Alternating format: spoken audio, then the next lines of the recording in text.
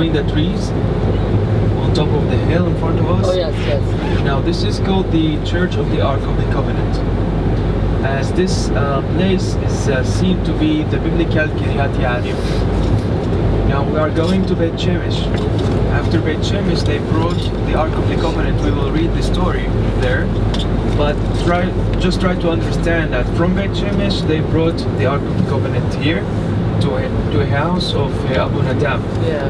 So he was in Kiryat Yarim, and the Ark of the Covenant remained here till David came and took it to Jerusalem, and he built a tent for the Ark till Solomon would complete the construction of the temple. So the church was built during the Byzantine time, and it was destroyed first by the Persians. The Byzantine built it again. The Crusaders have never knew that such a church existed, so there was no Crusader church on top of it. Unlike other places and other churches in the Holy Land, you will see ruins of different periods of times. When I say the Byzantine time, I mean the time when the Roman Empire took Christianity to be the official religion. When the Roman Empire adopted Christianity, we stopped saying that this empire is Roman. We start saying this empire is Byzantine, on the name of the biggest city during those times was Byzantium. It was the biggest until Caesar Constantine decided to move the capital to Constantinople and build the city of Constantinople, which is Istanbul today in Turkey. And he made it the capital and named Constantinople on his name, Constantine, like the city of Constantine.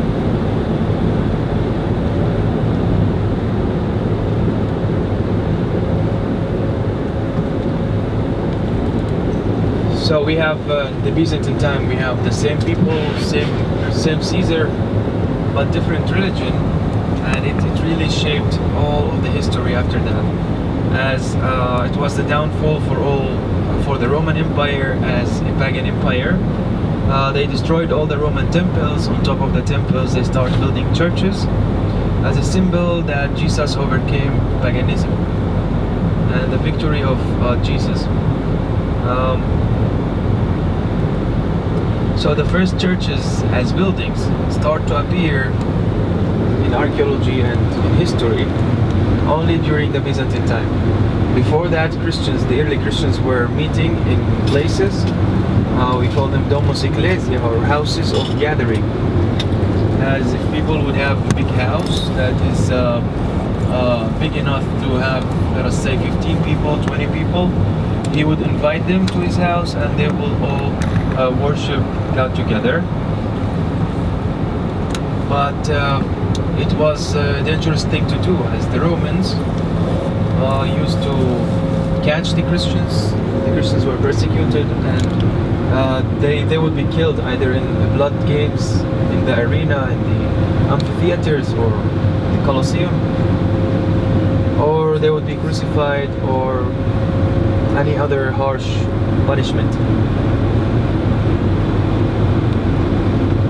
So becoming Christian during the early Christians, it was the narrow path, it was the narrow door, going through the narrow door.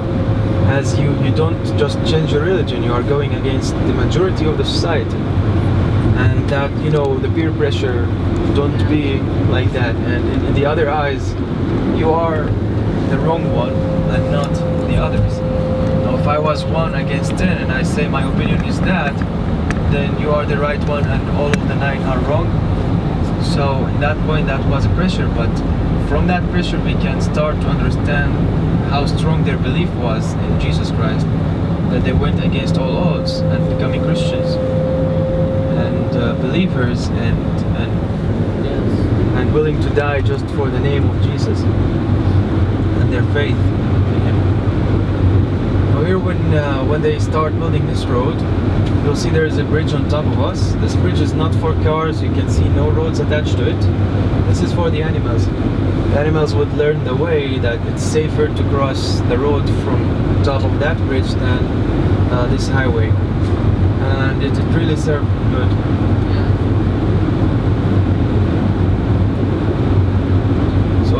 road was very narrow in the ancient time. They've been working on this road to make it wide like this for the past maybe 5 years. You can see they cut through the mountain, but in the ancient time, this was the road leading to Jerusalem. We would like to call it always like the bottleneck, as the area of Laturun. So we will. On the way back, we will come through the area of Laturun, and you will see that the land there is a valley that is very vast, and then it becomes very narrow on the way to Jerusalem. So this is the narrow road. If you defend the area of Laturun, we will see it on the way back. You can defend Jerusalem. Like Jerusalem is not only when the enemy would get to Jerusalem walls, but you start defending it before that in the valley. And here, when you go through the valley and you have the highlands, it's very easy to defend Jerusalem.